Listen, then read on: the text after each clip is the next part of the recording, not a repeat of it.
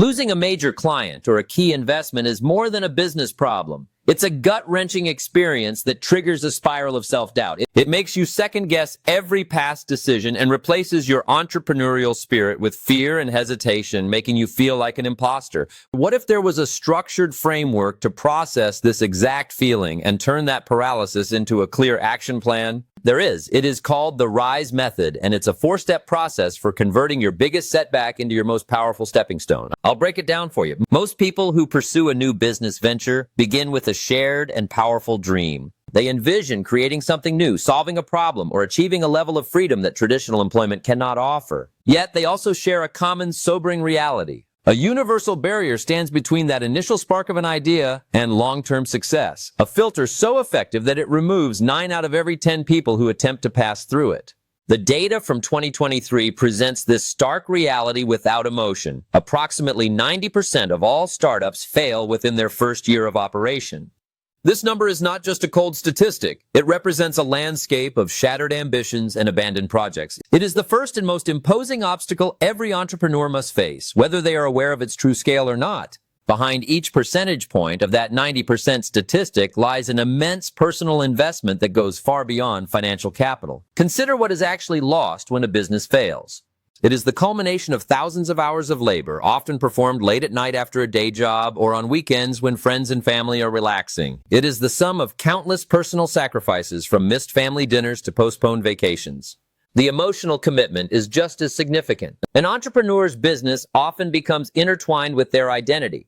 The project is not just something they do, it is a reflection of their vision, their capabilities, and their belief in themselves. This deep personal connection makes the prospect of failure more than a business setback. It feels like a personal invalidation, a judgment on one's very worth. This is the heavy, unseen collateral that is wagered alongside the money. This internal pressure is amplified by a distinctly modern challenge, the relentless expectation to project an image of constant, effortless success. Social media platforms have become a stage where entrepreneurs are expected to perform. Their feeds are curated galleries of wins, breakthroughs, and motivational quotes about crushing it. The messy, uncertain, and often discouraging reality of building something from nothing is edited out. This performance of success creates a dangerous paradox. At the very moment an entrepreneur is struggling the most, when they face a critical setback and need guidance or simple solidarity, they feel the most pressure to hide their reality. Admitting to problems feels like admitting to being a fraud among a sea of winners, leading to profound isolation when support is most critical. The situation is akin to being asked to walk a tightrope across a wide canyon during a hurricane. The tightrope represents the fragile business, demanding perfect balance and constant focus. The hurricane is the chaotic reality of the market, unforeseen competition, economic shifts, and unexpected problems that threaten to throw you off balance at any moment. The final crucial part of this analogy is the social expectation. You must walk this tightrope in a hurricane while smiling and waving, pretending to everyone watching that it is a calm, sunny day.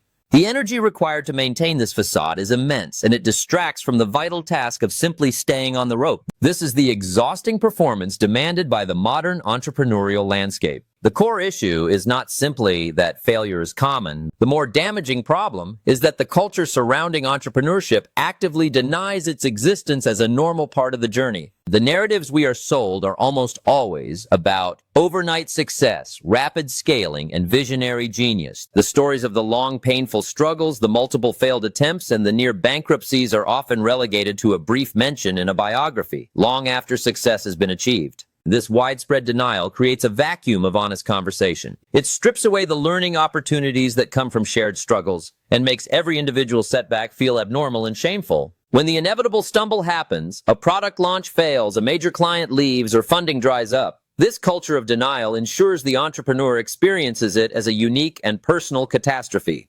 Without public examples or private conversations about similar struggles, the founder is left to conclude that the problem is not the difficult task, but a personal inadequacy. They internalize the failure, believing others seem to be succeeding with ease, so if I am struggling, the flaw must be with me.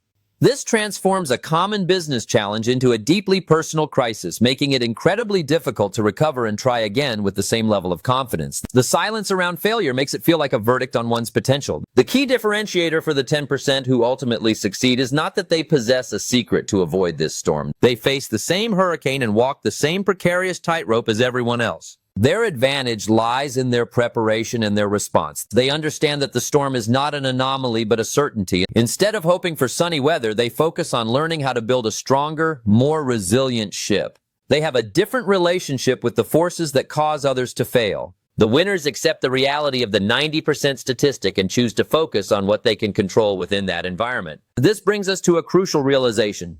The problem is not the failure rate itself. The high rate of failure is simply a characteristic of a competitive and uncertain field. The real problem is how we are taught to react to it. The 90% are filtered out not necessarily because their ideas were bad, but because they are conditioned to see failure as a stop sign, a definitive end. The 10% have learned to see it as something else entirely, as a mandatory part of the process. They don't just survive failure, they have a system to learn from it. When a business fails, the numbers on a spreadsheet are the last part of the story. The profit and loss statement, the declining revenue, the final balance sheet, these are merely the external symptoms of a much deeper problem.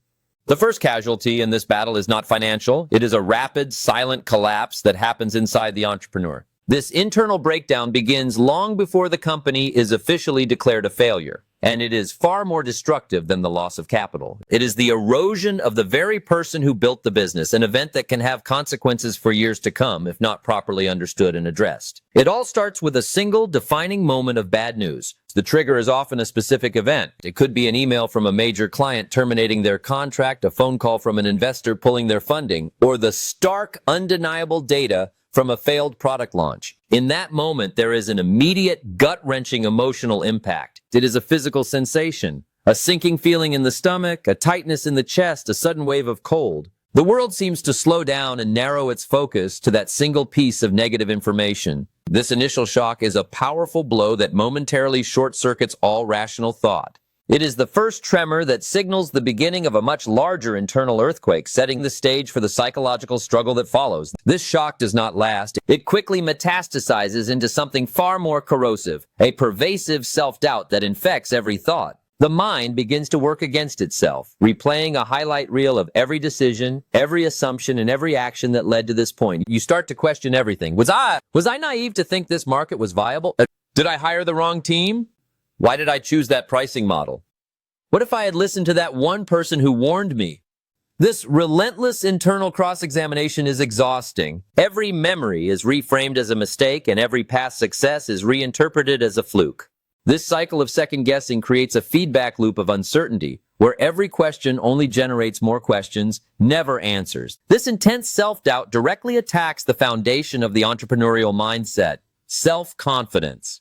For an entrepreneur, self-confidence is not about ego. It is a fundamental professional tool. It is the core belief that allows you to make bold decisions in the face of uncertainty, to persuade investors and customers to believe in a vision that does not yet exist, and to persevere through the daily struggles of building something from nothing. It is the engine that powers the entire venture. When corrosive self-doubt takes hold, it erodes this foundation piece by piece. The belief in your own judgment wavers. The ability to project a confident vision disappears. The very fuel that you need to solve the problem at hand is consumed by the fire of your own internal criticism.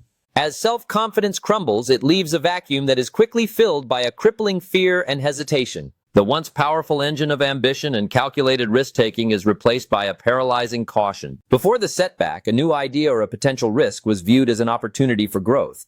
After the internal collapse begins, every potential action is viewed through the lens of what could go wrong. The thought of launching a new marketing campaign brings up the fear of wasting more money. The idea of pitching a new client triggers the fear of another rejection. This fear creates indecision. Simple choices become monumental tasks. The bold, decisive leader who started the company is replaced by a hesitant manager who is afraid to make a move, ensuring that a recovery becomes nearly impossible. This newfound fear is not confined to the current failing venture. It poisons the well for all future ideas. The experience of the failure becomes a filter through which all subsequent opportunities are viewed. When a new possibility arises, even one completely unrelated to the past failure, the immediate internal response is no longer excitement or curiosity. Instead, it is a whisper of, "This will probably fail too." The pain of the current setback creates an unconscious bias against any form of risk. This is how the internal collapse does its most long-term damage. It doesn't just halt the progress of one company, it can stifle the entrepreneur's innovative spirit for years, causing them to pass on opportunities they would have once seized with enthusiasm. This internal struggle inevitably spills over into personal relationships. The loss of confidence and the constant presence of fear and anxiety change how you interact with the world. You might find yourself becoming more irritable, snapping at a spouse or a friend over insignificant things because your internal reserves of patience are completely depleted.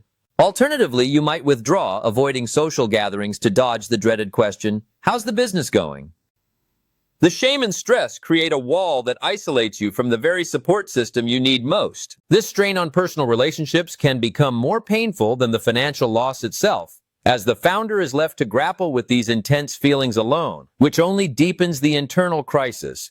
The final and most devastating stage of this internal collapse is the emergence of a quiet, persistent voice. This voice takes all the fear, self-doubt, and shame and crystallizes it into a single brutal verdict. It's the voice that whispers, "You are an imposter. You were never meant to do this."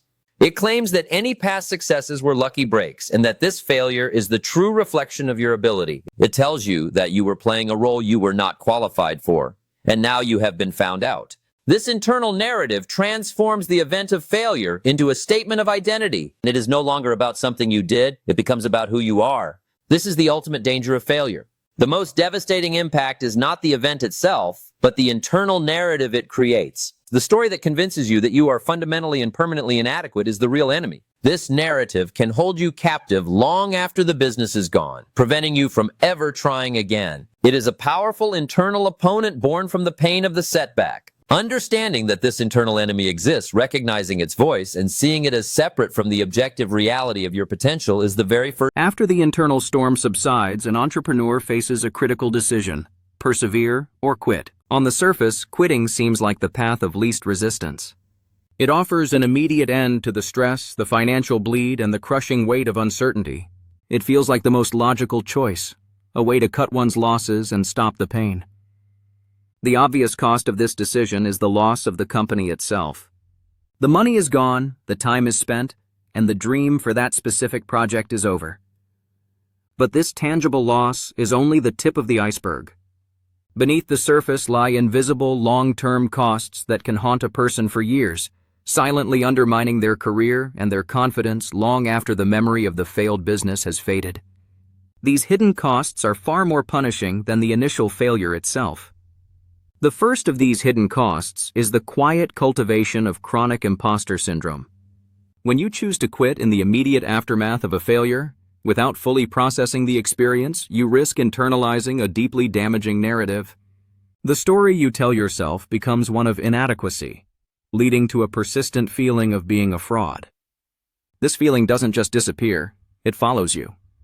In future job interviews, you may find yourself unable to articulate your strengths because a quiet voice insists you don't really have them. When you are assigned a new project, you may live with a constant low-grade fear of being exposed as incompetent. Any success you achieve is attributed not to your skill or hard work, but to luck or some external factor. This persistent self-doubt makes it nearly impossible to own your accomplishments, stunting your career by preventing you from projecting the confidence needed to advance. The second hidden cost is the immediate loss of valuable networking opportunities. In the world of business, your network is a vital asset, a source of information, support, and opportunity. But when a venture fails and the founder retreats, this network can begin to erode. This rarely happens out of malice. Instead, people may distance themselves from what they perceive as the failure itself. They might see the collapse as a sign of incompetence or poor judgment, making them hesitant to invest their time, reputation, or money in your future endeavors. The result is a growing sense of isolation. The very people who could offer advice, make introductions, or join your next venture become harder to reach. This shrinking of your social and professional capital makes any future attempt to build something new significantly more difficult from the start. This external isolation then fuels a much more dangerous internal shift: the adoption of a fixed mindset. This is the ingrained belief that your core abilities, your intelligence, and your talents are static traits that cannot be changed. When viewed through this lens, a business failure is no longer an isolated event. it becomes a permanent and binding verdict on your fundamental worth and capabilities. The conclusion is not, my strategy was flawed, but rather, I am a failure. This perspective, famously contrasted with the growth mindset by researcher Carol Dweck, cements the idea that you have hit your ceiling. By choosing to quit, you effectively agree with this verdict, reinforcing the belief that you are incapable of growing beyond your perceived limitations. A fixed mindset has a direct and destructive consequence. It stifles innovation. The primary motivation in your professional life subtly shifts from the pursuit of success to the avoidance of failure. The memory of the pain from the last setback becomes a powerful deterrent, making you deeply risk-averse. New ideas, especially those that are bold or unconventional, are dismissed almost immediately because they carry a high degree of uncertainty. You become overly concerned with playing it safe, which is the antithesis of the entrepreneurial spirit. The fear of repeating the failure prevents you from taking the kinds of calculated risks that are necessary for any significant breakthrough. Your personal capacity for innovation begins to wither, starved of the courage it needs to grow.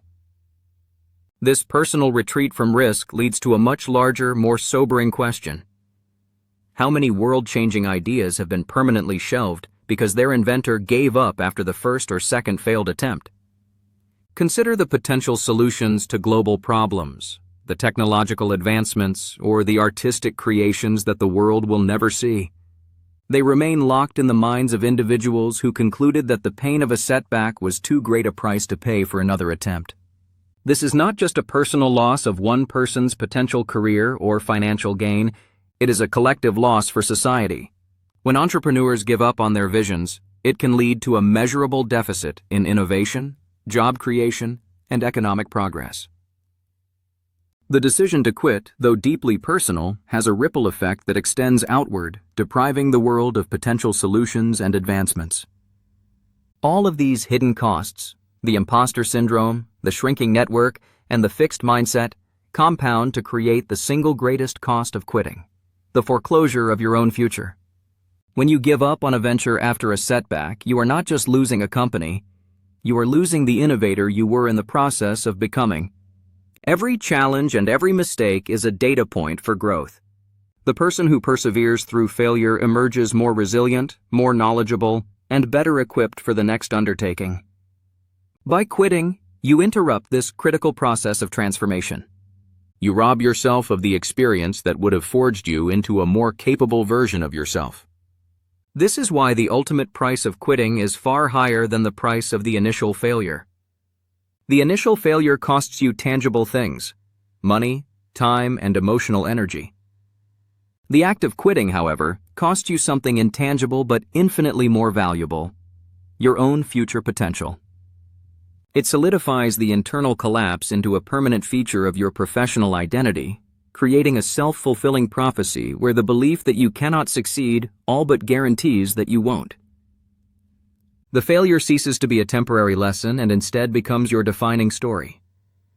We have been conditioned by society, by our education system, and often by our own families to view failure as a final destination. We see it as a red light, a definitive signal that the road is closed and it is time to turn around and go home. This perspective is so deeply ingrained that we rarely stop to question it. But what if the world's most successful individuals, the 10% who seem to defy the odds, don't see a red light at all? What if they treat that same moment not as a destination, but as a mandatory toll booth on the highway to success, a checkpoint you must pass through and pay a price at in order to continue your journey? This is the central twist in the story of success, a radical reframing of failure that changes it from an obstacle into a critical part of the path forward. Understanding this shift in perspective is the first step in moving from the 90% who stop to the 10% who win. This conventional view of failure, the one held by the vast majority, is rooted in personal identity. For the 90%, a business setback is not just an external event, it is direct evidence of a personal inadequacy. When a product fails to sell or a strategy falls apart, they hear the confirmation of their deepest fears. I am not smart enough. I am not good enough. Or, I was never cut out for this. This interpretation makes the experience of failure incredibly painful, as it feels like a public judgment on their fundamental worth. As a consequence, their natural response is to stop the activity that is causing the pain. They see the setback as a clear signal from the universe that they should quit. This is not a strategic retreat, it is a surrender, driven by the belief that the failure itself is a verdict on their potential. They conclude that if they were meant to succeed, they would not be facing such obstacles. In direct contrast to this is the perspective of the 10%, a viewpoint grounded in the practical wisdom of thinkers like Rohn. This group operates from a completely different set of assumptions. They do not see failure as a personal indictment. They have learned to separate their identity from the outcomes of their projects. For them, a setback is not a signal to stop. It is a signal to pay closer attention. They view failure as an expected and unavoidable part of any ambitious undertaking. Their philosophy is not built on avoiding challenges, but on engaging with them as a source of crucial information. They understand that the path to any significant achievement is not a straight, uninterrupted line. It is a messy, winding road filled with potholes and dead ends. They expect these difficulties and have a plan for how to handle them when they inevitably arise. Their resilience is not a matter of luck. It is a matter of a well-practiced philosophy. This entire philosophy can be distilled into one core mantra, a powerful idea articulated by Rohn. Failure is not the opposite of success, it's a part of success. This statement is deceptively simple, but its implications are profound. It fundamentally rearranges the entire equation of achievement. If failure is not the opposite of success, then experiencing failure does not mean you are moving away from your goal. It means you are actively engaged in the process of achieving it. It reclassifies failure from a liability to an asset, a necessary and productive component of the journey. This simple shift in language creates a powerful shift in mindset. It removes the shame and stigma associated with setbacks, allowing the entrepreneur to engage with them openly and analytically rather than emotionally. It's a redefinition that turns a source of despair into a source of progress. It is critical to understand that this mantra is not just a positive affirmation meant to make you feel better. It is a deeply strategic viewpoint. When you see failure as a part of success, every setback is automatically reframed as a resource. It becomes a collection of valuable, hard-won data that could not have been acquired in any other way. A failed product launch generates precise information about market demand, pricing sensitivity, and messaging effectiveness. A client who leaves provides a case study on weaknesses in your service delivery or communication. Each mistake, each misstep, and each outright failure is a raw data set waiting to be analyzed. The 90% see the wreckage of a failed project. The 10% see a rich field site for research and development. They treat their failures with the seriousness of a scientist studying a failed experiment, knowing that the most valuable lessons often come from the results that defy expectations. This mindset is what allows the 10% to endure what others cannot. Think of the creation of a diamond. A diamond is nothing more than a simple piece of coal that has been subjected to immense pressure and unimaginable heat over a long period of time. Without the intense, sustained adversity of its environment, the coal would remain just coal. It is the pressure that creates the transformation. The 10% understand this principle and apply it to their businesses and their lives. They know that adversity is the force that creates value. Easy challenges, comfortable situations, and a lack of pressure do not forge resilience, strength, or innovation. They understand that the difficulties they face, the very same difficulties that cause others to quit, are the essential ingredients that refine their ideas, strengthen their resolve, and ultimately create something of true, lasting worth. This shift in mindset from treating failure as a verdict to treating it as a process is the fundamental difference between those who are stopped by setbacks and those who are refined by them. It is the core operating principle that separates the two groups.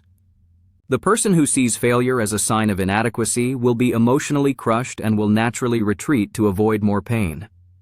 The person who sees failure as a source of data will be motivated to investigate and learn, transforming the negative emotional energy into intellectual curiosity. This is not about being naturally more courageous or more intelligent. It is about having a superior internal framework for processing difficulty. One framework leads to paralysis and retreat. The other leads to analysis and perseverance. This single distinction in mindset is more powerful than any amount of funding, any business plan, or any initial idea. This is why the 10% who succeed do not possess a secret for avoiding failure. The idea that successful people just get it right the first time is a myth. Their secret is far more practical and replicable. They have a system for using failure. They do not just tolerate it, they actively leverage it. They have developed a process for extracting every ounce of educational value from their setbacks. They transform what for others is a source of shame into their own private curriculum for success. Instead of hiding their mistakes, they study them. This changes the very nature of failure itself. It ceases to be a final, embarrassing outcome and instead becomes a critical input for their next attempt. It becomes a tool.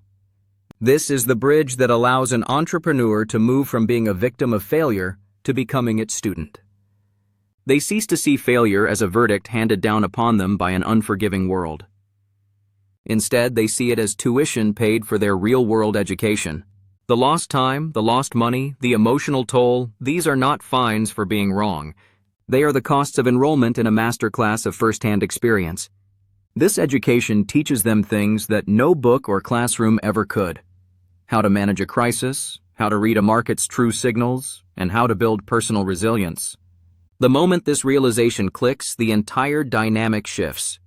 The bitterness of the loss is replaced by the value of the lesson.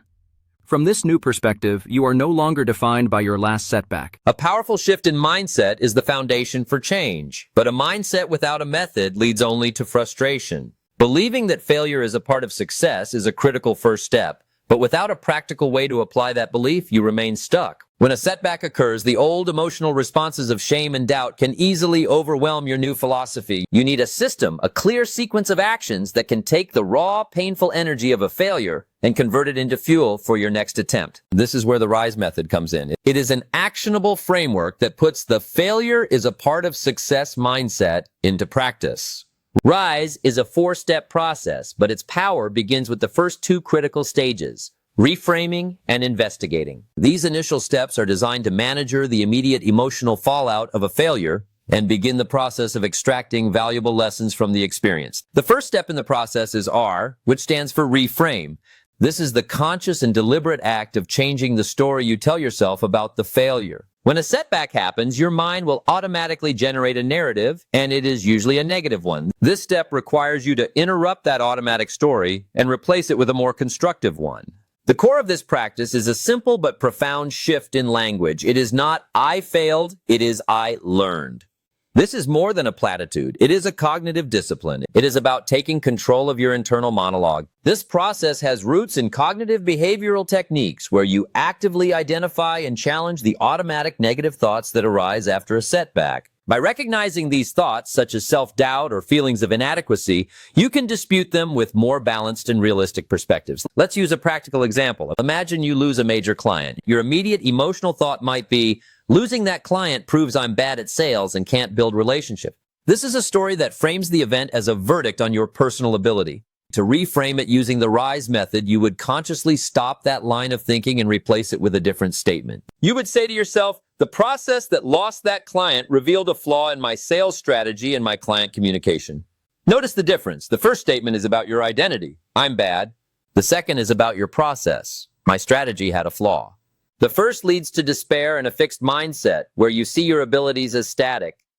The second leads to curiosity and a growth mindset, opening the door to improvement. This is not about denying the reality of the loss. It is about changing your interpretation of what the loss means. It redefines the event as a data point, not a judgment. This simple act of reframing lowers the emotional temperature and allows you to move forward. Once you have reframed the narrative and stabilized your emotional state, you can move to the second step of the method, I, which stands for investigate. This step moves you from the emotional realm to the analytical one. It is here that you conduct a careful post-mortem of the failure, but with one critical rule: there is no judgment and no blame. This is not an exercise in finding someone to hold responsible, especially not yourself. The sole purpose of the investigation is to understand the mechanics of the failure and identify correctable errors. This requires you to step outside of yourself and look at the situation with the objectivity of a scientist or a detective. You must methodically review the actions, the decisions, and the external factors that contributed to the outcome. You are no longer the main character in a tragedy.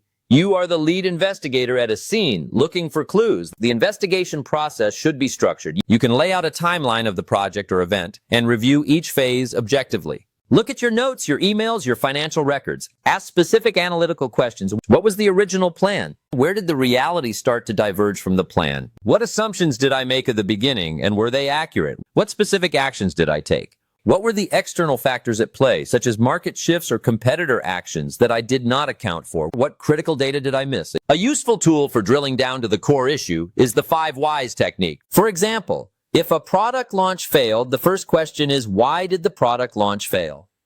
The answer might be, sales were much lower than projected. That is only the surface. The next question is, why were sales lower than projected? The answer could be, our marketing campaign did not reach the right audience. Then you ask, why did the campaign not reach the right audience? Perhaps the answer is, we chose the wrong social media platform for our target demographic. The fourth why might reveal that you based this decision on incomplete market research.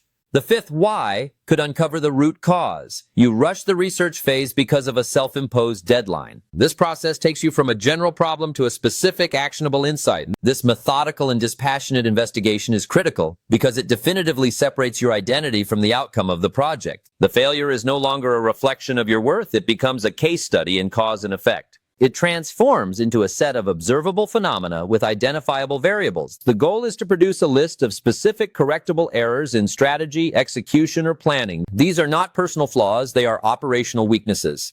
Finding these weaknesses is not a reason for shame, it is a victory. Each identified error is a valuable piece of intelligence that you can use to inform your next venture. This is how you build institutional knowledge within yourself. By refusing to blame yourself or others, you create a safe psychological space to conduct an honest analysis. Without this safety, your ego will interfere, and you will be tempted to hide or ignore the most painful and therefore most valuable lessons. Together, these first 2 steps of the RISE method are transformative. Reframing manages the emotional impact, and investigation extracts the intellectual value. They take you from a position of being the subject of a failure story and turn you into the detective who is solving its mystery. You are no longer the victim of your circumstances. You are the analyst uncovering the clues that were hidden within the setback. The pain of the event is converted into a clear-eyed understanding of what happened and why. This process is the necessary groundwork for any successful comeback. It stops you from repeating the same mistakes by ensuring you have fully diagnosed the problem first. This is how you begin to build a clear and detailed roadmap from the wreckage of a failure,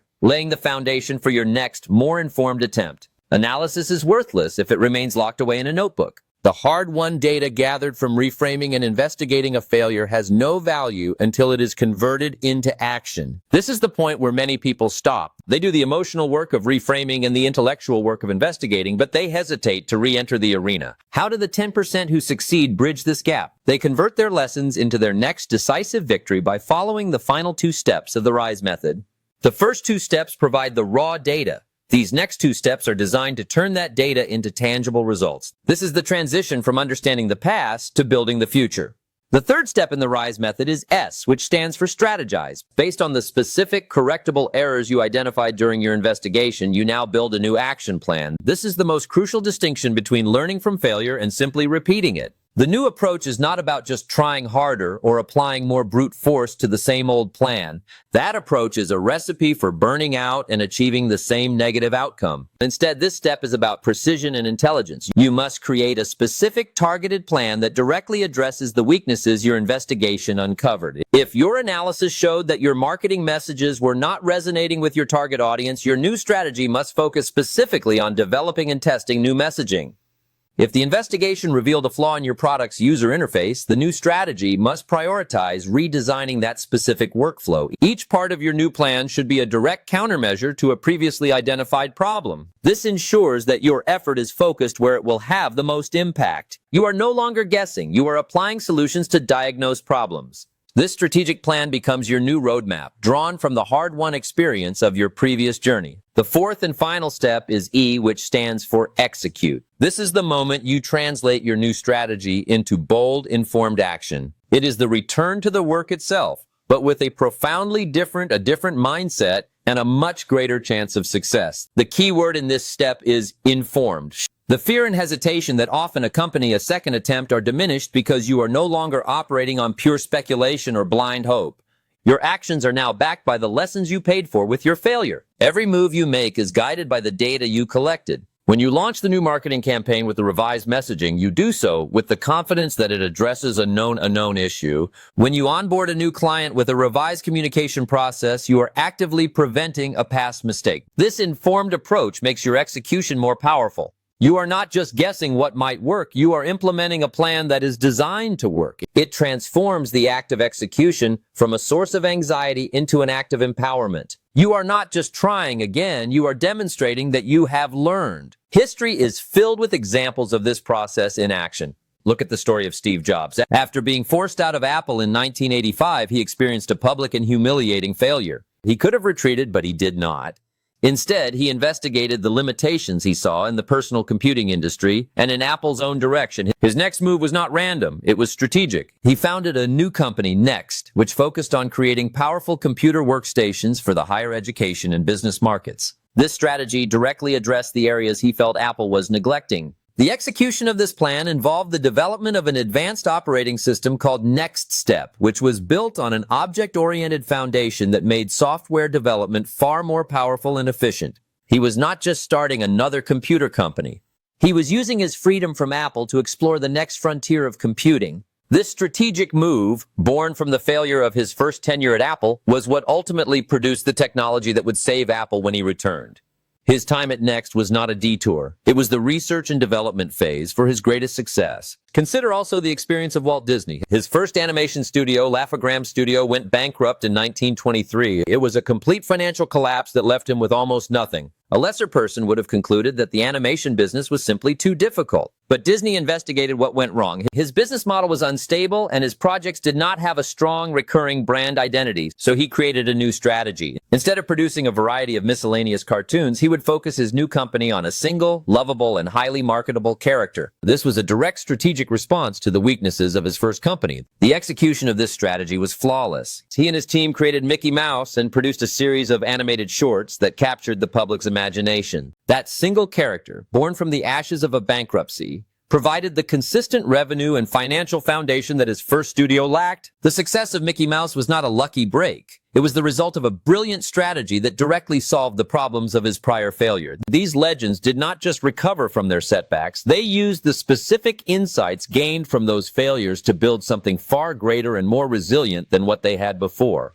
This brings us to the ultimate payoff. What truly makes 90% of entrepreneurs fail while 10% succeed? The 10% succeed because they have a systematic process for metabolizing failure. They do not just endure it, and they certainly do not ignore it. They actively leverage it. They use a disciplined framework like the RISE method to turn each loss into the detailed blueprint for their next win. They break down the failure, extract the essential lessons, build a new strategy based on those lessons, and execute with informed confidence. Their resilience is not a product of blind optimism or a cheerful personality. It is the outcome of a disciplined and repeatable practice. They build their success not by avoiding the storm, but by learning how to become better sailors each time they pass through one. The journey from failure to success begins with a single decision. Will you let this setback define you, or will you let it refine you? The RISE method is the framework that ensures it is the latter. Your failures are not liabilities. They are your most valuable, hard-won assets. Your next chapter isn't about avoiding failure. It's about using it as your secret weapons. Start today. Take one past setback and run it through the first step. Reframe the story. Share your story in the comments below. Let's create a community where failure isn't shameful. It's a badge of honor worn by those